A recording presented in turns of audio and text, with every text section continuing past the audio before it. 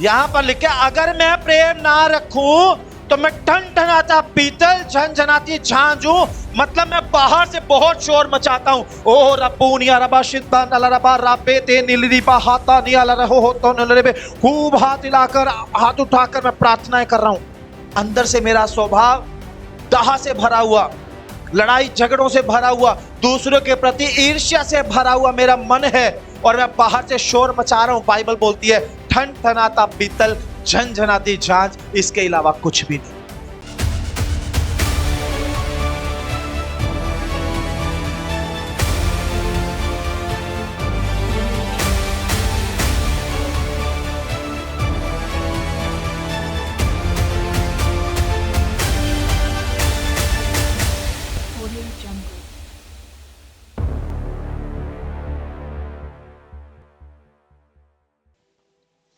सबको जय मसीह की।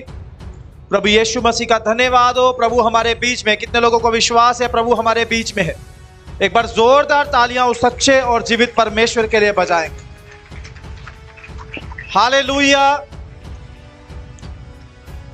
जब परमेश्वर ने हम सबको बनाया, इस दुनिया में इंसानों को बनाया, तो परमेश्वर ने इंसानों को इसलिए बनाया कि परमेश्वर इंसानों के साथ फेलोशिप करे, मतलब संगति करे, समय बिताए। पर जब इंसान ने पाप कर दिया तो परमेश्वर के साथ एक दूरी आ गई। वो फेलोशिप पहले जैसी नहीं रही। हम बाइबल के पहली किताब में इस घटना के बारे में पढ़ते हैं। परमेश्वर ने आदम को बनाया और रोज परमेश्वर आदम से मिलने के लिए आते थे, समय बिताते थे, परमेश्वर आदम से बातें करते थे। आदम ने पाप किया और पाप करने के बाद खुद ही परमेश्वर से छिप गया। एक दूरी की शुरुआत वहां से हुई। उस दूरी को खत्म करने के लिए परमेश्वर ने एक प्लान बनाया कि खुद एक साधारण इंसान बनकर यीशु मसीह के रूप में इस दुनिया में जन्म लिया। आमीन। लेकिन परमेश्वर ने ऐसा क्यों किया? यूहन्ना 3:16 में लिखा है, परमेश्वर ने सारे जगत से ऐसा प्रेम किया कि उसने अपना इकलौता पुत्र दे दिया, ताकि जो कोई उस पर विश्वास करे वो नाश ना हो परंतु अनंत जीवन पाए। आमीन। अब यहां पर कारण क्या है कि परमेश्वर ने अपने इकलौते पुत्र को दुनिया में भेजा और उसको मरने के लिए, क्रूस पर मरने के लिए इस दुनिया में भेजा? उसका सबसे बड़ा कारण है परमेश्वर का प्रेम। क्या है परमेश्वर का? अब परमेश्वर ने सारे जगत से प्रेम किया। ना उसने जाति देखी, ना उसने रंग देखा, ना उसने भाषा देखी, ना उसने देश देखा, ना उसने हमारा स्वरूप देखा, हमारी शक्ल देखी। उसने सबसे ऐसा प्यार किया कि कोई भी उसके पास आए, उसके प्रेम को अपने जीवन में ले, उस प्रेम को महसूस करे और एक नए जीवन को पाले जिसका कभी अंत नहीं होगा, जो हमेशा के लिए परमेश्वर के साथ रहेगा। आमीन। अब जैसा प्रेम परमेश्वर ने हमसे किया, वैसा परमेश्वर हमसे चाहता है कि हम एक दूसरे के साथ करें। आज मैं लोगों की प्रार्थनाओं को जानता हूं। सब लोग, मतलब प्रभु में आने के बाद 99% लोग जब प्रार्थना करते हैं तो परमेश्वर से कुछ चाहते हैं। जो प्रभु के दास सेवा करते हैं वो लोगों की भीड़ चाहते हैं, प्रभु का अभिषेक चाहते हैं, पवित्र आत्मा के दान वरदान चाहते हैं, बड़ी मिनिस्ट्री चाहते हैं। जो बिजनेसमैन है वो प्रार्थना करते हैं, वो अपने बिजनेस में ग्रोथ चाहते हैं। जो जॉब वाले प्रार्थना करते हैं वो अपनी जॉब में प्रमोशन चाहते हैं। जो हाउसवाइफ प्रार्थना करती हैं वो घर में सुख शांति चाहते हैं। जो बच्चे प्रार्थना करते हैं वो अपने सेटल होने के लिए प्रार्थना करते हैं। हम सब जब प्रार्थना करते हैं तो बहुत सारी प्रार्थनाओं में स्वार्थ है। परमेश्वर से कुछ ऐसा चाहते हैं जो मेरे लिए है, जो मेरे परिवार के लिए। हम यहां तक सीमित होकर रह गए हैं, जबकि हमारी प्रार्थनाओं का जो सेंटर है वो मसीह होना चाहिए, परमेश्वर होना चाहिए। हमें परमेश्वर के जैसा बनने के लिए परमेश्वर ने भीड़ से अलग किया। तो परमेश्वर के स्वभाव की सबसे पहली बात पता क्या है? प्रेम। क्या है? क्या कभी ऐसे प्रार्थना की, प्रभु जैसा प्यार आपने सारी दुनिया से किया मुझे भी ऐसे प्यार से भर दो कि मैं सबसे ऐसा प्यार कर सकूं। आज एक सिद्धांत पर दुनिया चलती है, जो जैसा करे उसके साथ वैसा करो। आंख के बदले आंख, दांत के बदले दांत। समझ रहे हैं आप? यह सिद्धांत है। अगर इस सिद्धांत पर हम भी चल रहे हैं तो हमने अभी तक मसीह को जाना ही नहीं है, हमने मसीह को समझा ही नहीं है, हम ठीक रीति से मसीह में आए ही नहीं है। समझ रहे हैं आप? हमें परमेश्वर के जैसा बनने के लिए सबसे पहले अपने अंदर परमेश्वर के प्रेम को महसूस करना पड़ेगा, और जैसा प्यार परमेश्वर ने हमसे किया ऐसा हमें दूसरों से करना पड़ेगा। प्रभु यीशु मसीह बोलते हैं, यदि तुम आपस में प्रेम रखोगे तो लोग इसी से जानेंगे कि तुम मेरे चेले हो। आज मैं सच्चाई की बात बोल रहा हूं। चर्च के अंदर एक ही परिवार के दो लोग हैं और अलग अलग कुर्सियों पे बैठते हैं, दूर दूर बैठते हैं। चर्च में आके एक दूसरे को जय मसीह की भी नहीं बोलते। आप दूर बैठे, आप बैठना चाहते हैं तो, लेकिन उनके अंदर प्यार नहीं है, एक दूसरे को देख के राजी नहीं है, जय मसीह की बोलकर राजी नहीं है, एक दूसरे के साथ हाथ मिला के राजी नहीं है। आमना सामना हो जाए तो एक दूसरे से नजर चुराते हैं। यह प्यार है एक ही परिवार के दो लोगों के बीच में। बाकी कलीसिया के लिए क्या कह सकते हैं? हो सकता है आपके उस भाई ने, आपकी उस बहन के आपके साथ बहुत बुरा किया हो, आपको चोट पहुंचाई, आपका नुकसान किया, आपको नीचा दिखाया, आपको बुरा भला बोला, लेकिन अब आप कलीसिया में हैं, आप जीवित परमेश्वर की उपस्थिति में हैं, जहां आप चाहते हैं परमेश्वर आपके पापों को माफ करे। आप दूसरों के पाप ही नहीं माफ कर रहे, आपके कैसे होंगे? आप दूसरों के अपराध को नहीं भूल रहे, परमेश्वर आपके अपराधों को कैसे भूलेगा? परमेश्वर बोलता है, जैसे स्वर्गीय पिता ने तुम्हारे अपराधों को क्षमा किया, तुम भी अपने अपराधियों को क्षमा करो।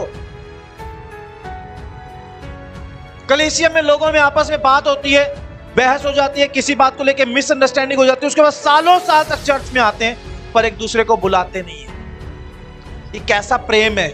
हम कैसे मसीह के लोग हैं? आप जानते हैं, अगर मैं प्यार का कोई दूसरा पर्यायवाची शब्द सोचूं तो मेरे व्यक्तिगत अनुभव के अनुसार वो पता क्या होगा? वो होगा सेक्रीफाइस, बलिदान। प्यार बलिदान मांगता है, बिना बलिदान के कोई प्यार नहीं है। जब आप किसी से प्यार करते हो आपको बलिदान देना पड़ता है, अपने ईगो का, अपनी सेल्फ रिस्पेक्ट का, अपने आप को शून्य करना पड़ता है, क्योंकि आप किसी से प्यार करते हो, आप उसको खोना नहीं चाहते, आप उसके साथ रिश्ता खराब करना नहीं चाहते। वो आपके साथ 10 बार बुराई करता है, आप फिर भी उसको माफ करते हो क्योंकि आप उसे प्यार करते हो। आज लोग लड़के और लड़की आपस में प्यार करते हैं और बोलते हैं हमने उससे प्यार किया, हमने उससे प्यार किया, फिर उन्हीं के बीच में शादी के कुछ महीने के बाद झगड़े होने शुरू हो जाते हैं। क्यों? वो प्यार नहीं है। जब हम किसी से प्यार करते हैं हम उसकी सब बातों को सह लेते हैं। बाइबल प्यार की क्या डेफिनेशन देती है, आज बाइबल से हम सीखेंगे। आमीन। हम निकालेंगे 1 कुरिन्थियों अध्याय 13, उसका 1 वचन से मैं पढ़ूंगा और धीरे धीरे पढ़ेंगे। आमीन। 1 कुरिन्थियों की पत्री निकालें, उसका 13 अध्याय निकालें, उसका 1 वचन से मैं आपके लिए पढ़ रहा हूं। आराम से आज निकालेंगे, क्योंकि आज मैं थोड़ा सा आपको गहराई से प्रेम के बारे में बाइबल से सिखाना चाहता हूं। 1 कुरिन्थियों नए नियम की एक किताब है, उसका 13 अध्याय निकालेंगे और उसका 1 वचन से मैं आपके लिए पढ़ रहा हूं। यहां लिखा है, यदि मैं मनुष्यों और स्वर्गदूतों की बोलियां बोलूं और प्रेम ना रखूं तो मैं ठनठनाता हुआ पीतल और झनझनाती हुई झांझ हूं। इसका मतलब क्या है? इसका मतलब यह है, अगर मेरे पास अन्य भाषा का वरदान हो और इस दुनिया की भी बहुत सारी भाषाएं मैं बोलना जानता हूं। बहुत सारे लोग हैं जिनको कई भाषाएं आती हैं। मैं हिंदी, इंग्लिश, पंजाबी बोलता हूं, ये तो सिर्फ 3 है, लेकिन कुछ लोगों से, मैं प्रभु के दासों से मिला जिनको 8 लैंग्वेजेस बोलना आता है। आप इस दुनिया की बहुत सारी भाषाएं बोलना सीख लो। आप पवित्र आत्मा से भर कर या पवित्र आत्मा के वरदान को पाकर अन्य भाषा बोलना शुरू कर दो, स्वर्गदूतों की बोलियां बोलना शुरू कर दो।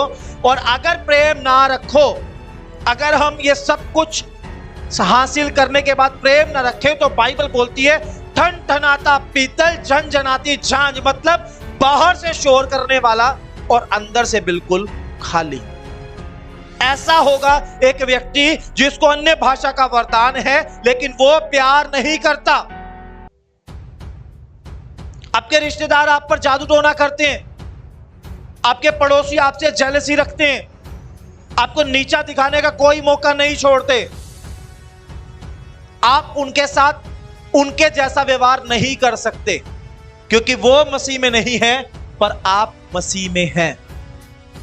समझ रहे हैं आप अगर बाइबल के अंदर प्रभु यीशु मसीह को देखोगे, यीशु मसीह ने बोला मैं खोए हुओं को ढूंढने और उन्हें बचाने के लिए आया हूं।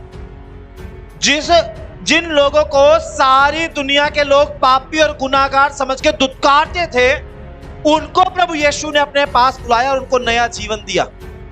कितने उदाहरण है बाइबल के अंदर। एक औरत व्यभिचार करते हुए पकड़ी गई, भीड़ ने उसको पकड़ा, उसको मारने वाले थे, उसको मारने से पहले यीशु मसीह के पास लाए ताकि साथ में यीशु को भी मारे। पर यीशु मसीह ने उसके लिए क्या किया? यीशु मसीह ने लोगों को बोला जिसने पाप नहीं किया वो पहला पत्थर मार दो, बाकी फिर मार दो।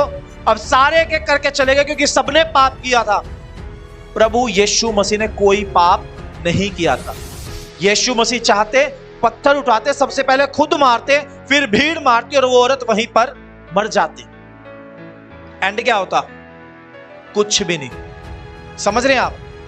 एंड क्या होता? क्या वो औरत बचती? नहीं बचती, कुछ होने वाला नहीं था। लेकिन जब सब भीड़ चली गई, यीशु मसीह ने बोला मैं भी तुझ पर दंड की आज्ञा नहीं देता। उस औरत ने उसी दिन अपना जीवन प्रभु को दे दिया और उसके बाद कई घटनाएं आई, उसने यीशु मसीह की बड़ी महिमा की। आमीन, हालेलुया। आपका थोड़ा सा प्रेम किसी व्यक्ति की जिंदगी को बदल सकता है। आपका थोड़ा सा स्वभाव किसी व्यक्ति को मसीह में बचा सकता है। हम बहुत सारे लोगों को प्रभु के बारे में बताते हैं और फिर हम ऐसा भी बोलते हैं कि पास्टर जी हमने बहुत लोगों को प्रभु के बारे में बताया लेकिन लोग प्रभु में नहीं आते। आपका जीवन खुद सुसमाचार है, आपके पड़ोसियों के लिए, आपके रिश्तेदारों के लिए, आपके परिवार के लोगों के लिए, आपके घराने के लोगों के लिए। जानते क्यों? मसीह में आने से पहले आप जैसे थे, अगर मसीह में आने के बाद आप पूरी तरह से बदल गए, आपके अंदर परमेश्वर का प्रेम आ गया, आपने उनको माफ करना शुरू कर दिया, आपका प्रेम उनको महसूस हो गया, तो वो समझ पाएंगे कि चर्च में जाने से, प्रभु के पास जाने से अब ये pहले जैसे नहीं है, इसको प्रभु ने पूरी तरह से बदल दिया है। कुछ तो है, हम भी चलकर देखेंगे। आमीन। अगर वो चमत्कारों की गवाही से नहीं आएंगे, आपके बदले हुए स्वभाव के कारण वो जरूर इस चर्च में आएंगे और परमेश्वर की महिमा करेंगे। आमीन। मैं कुछ बहनों को देखता हूं, मैं पर्सनली जानता हूं, उनके पति शराब पीते हैं, वो चर्च में आती हैं, चर्च में आएंगी, प्रार्थना करवाएंगे, घर जाके खूब झगड़ा करेंगे अपने पति के साथ, खूब गाली गलौज, लड़ाई झगड़ा, पूरी मारपीट तक बात पहुंच जाती है और बाद में बोलती है पास्टर जी मेरा पति नहीं विश्वास करता, मेरे पति के साथ मैंने सब करके देख लिया, वो नहीं चर्च में आता। वो कभी नहीं आएगा चर्च, क्योंकि आप प्रभु में आने से पहले भी यही काम करते थे, प्रभु में आने के बाद भी यही काम करते हो। अगर आपके झगड़े से, आपके बोलने से, आपके समझाने से उसकी जिंदगी बदल सकती होती तो कई साल पहले बदल जाती। आज तक नहीं बदली। अपने इस काम को छोड़ दो, अपने स्वभाव को बदलो, उसको प्यार दिखाओ। वो पापी, वो गुनाहगार है, उसको परमेश्वर के प्रेम की जरूरत है। आपके अंदर से उसको परमेश्वर का प्रेम दिखाई दे, उस प्यार के कारण उसकी जिंदगी बदल जाएगी। वो नशे करना छोड़ेगा और वो चर्च में आकर आपके साथ बैठकर खुदा की महिमा करेगा। आमीन।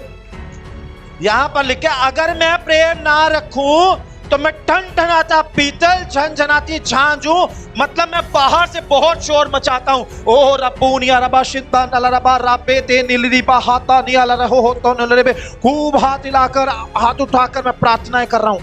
अंदर से मेरा स्वभाव दाह से भरा हुआ, लड़ाई झगड़ों से भरा हुआ, दूसरों के प्रति ईर्ष्या से भरा हुआ मेरा मन है और मैं बाहर से शोर मचा रहा हूं। बाइबल बोलती है ठन ठनाता पीतल, झनझनाती झांझ, इसके अलावा कुछ भी नहीं।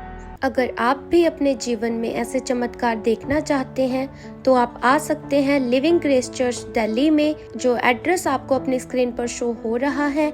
इस एड्रेस पर आपको आना है। अधिक जानकारी के लिए आप दिए गए नंबर पर संपर्क कर सकते हैं।